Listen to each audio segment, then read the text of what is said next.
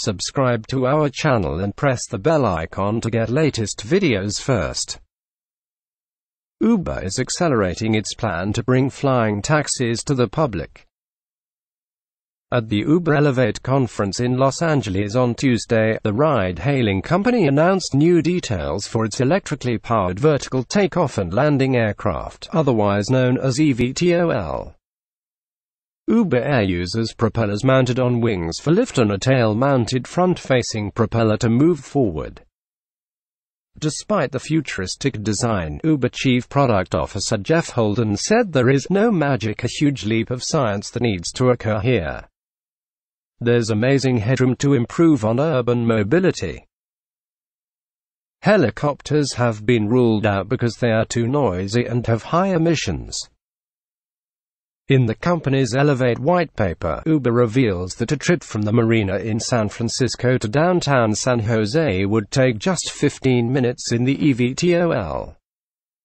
The same trip on the train will take you more than 2 hours, and an hour and 40 minutes via UberX.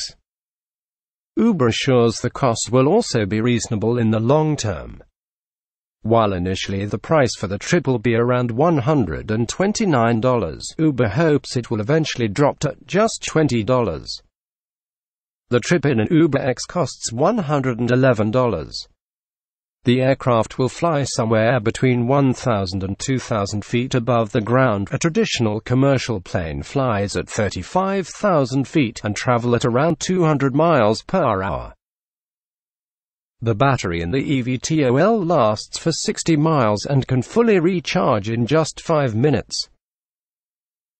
According to USA Today, Uber is working with the Army and NASA to study air traffic control problems associated with low-flying aircrafts. Thanks for watching. Don't forget to like and share this video. Subscribe to our channel and press the bell icon to get latest videos first.